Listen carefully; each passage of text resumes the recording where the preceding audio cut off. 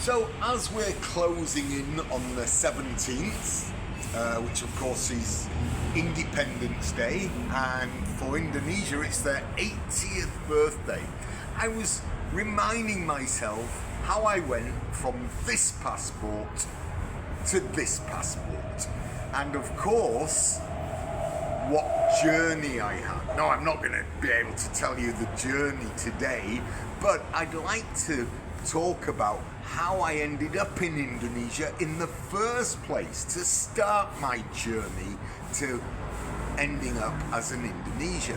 And it all began when I chose to visit Australia.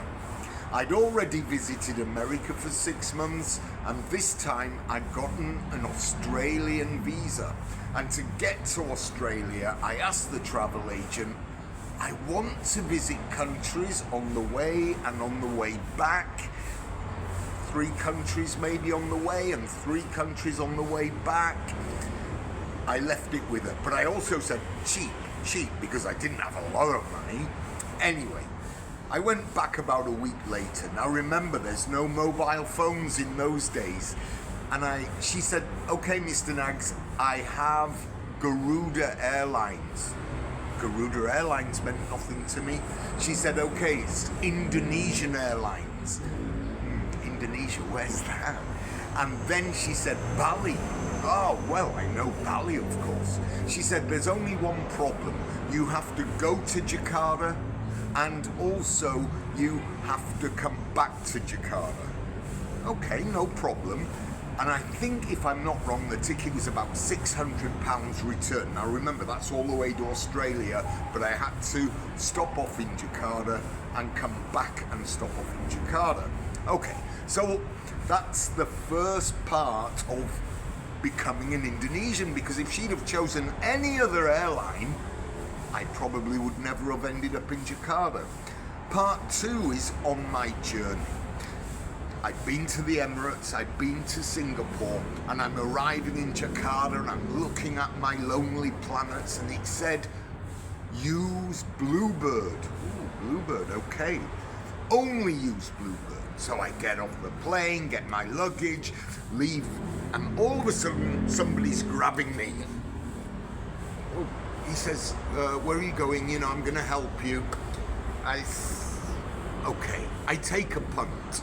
So I go with him to his car, it's not a taxi.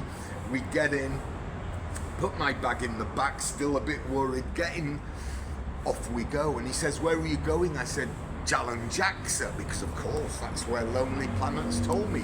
He says, oh, but I have a very good place on Wahid Hasim. He says it's about 10 minutes from Jaksa. Again, I take a punt, and okay, off we go. And I remember where it was, 168 Wahid Hasim, and of course that was the Wisma ISE. I'm not sure it's there anymore. As it would happen, there were a lot of teachers there, and the teachers, because there were many of them, offered me work. But of course I was going to Australia for 6 months, and I didn't want, I'd got my visa, work permit. But it was interesting. So, on the way back, I had to visit Jakarta again, and I decided I'd stop over for a few days. This time I was offered work, I took it, and the rest is history. So there's the reason I ended up in the first stages of becoming an Indonesian. As always, bye-bye, don't be a sheep.